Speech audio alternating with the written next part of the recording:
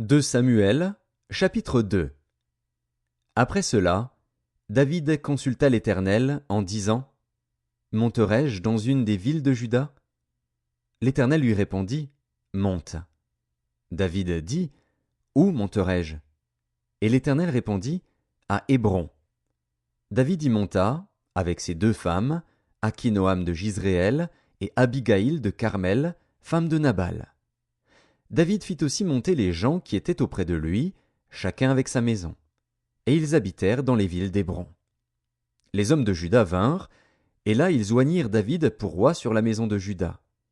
On informa David que c'étaient les gens de Jabès, en Galaad, qui avaient enterré Saül.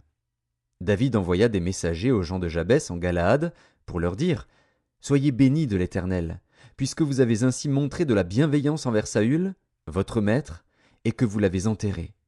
Et maintenant, que l'Éternel use envers vous de bonté et de fidélité. Moi aussi je vous ferai du bien, parce que vous avez agi de la sorte. Que vos mains se fortifient, et soyez de vaillants hommes, car votre maître Saül est mort, et c'est moi que la maison de Juda a oint pour roi sur elle.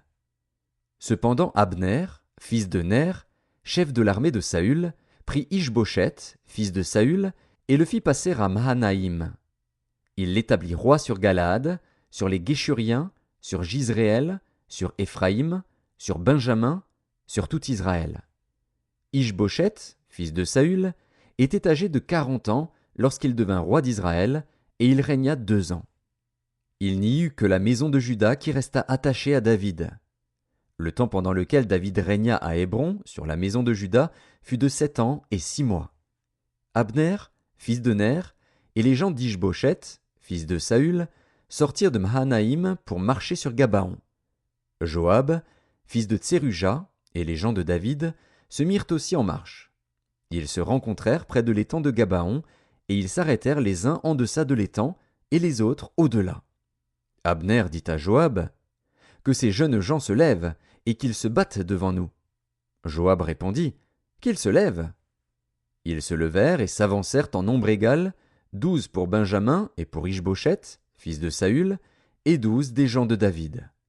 Chacun saisissant son adversaire par la tête, lui enfonça son épée dans le flanc, et ils tombèrent tous ensemble. Et l'on donna à ce lieu, qui est près de Gabaon, le nom de Helkat Hatsurim. Il y eut en ce jour un combat très rude, dans lequel Abner et les hommes d'Israël furent battus par les gens de David. Là se trouvaient les 3 fils de Tseruja, Joab, Abishai et Asaël. Asaël avait les pieds légers comme une gazelle des champs. Il poursuivit Abner, sans se détourner de lui pour aller à droite ou à gauche. Abner regarda derrière lui et dit : Est-ce toi, Asaël ? Et il répondit : C'est moi. Abner lui dit : Tire à droite ou à gauche, saisis-toi de l'un de ces jeunes gens et prends sa dépouille.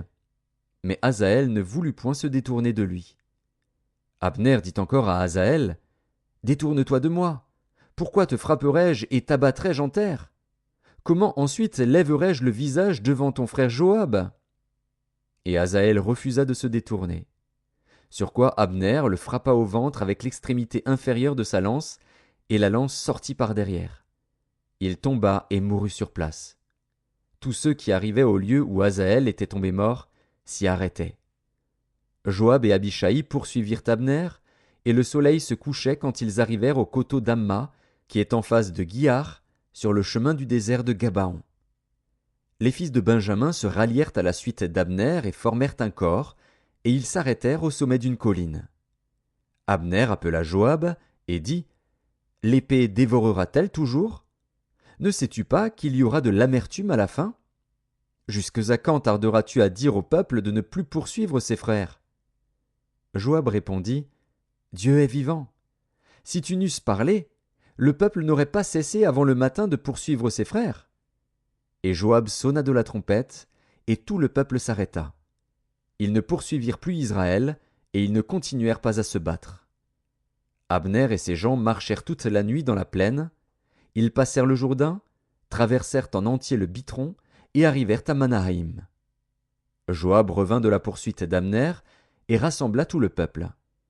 Il manquait 19 hommes des gens de David, et Asaël. Mais les gens de David avaient frappé à mort 360 hommes parmi ceux de Benjamin et d'Abner. Ils emportèrent Asaël et l'enterrèrent dans le sépulcre de son père à Bethléem. Joab et ses gens marchèrent toute la nuit, et le jour paraissait quand ils furent à Hébron.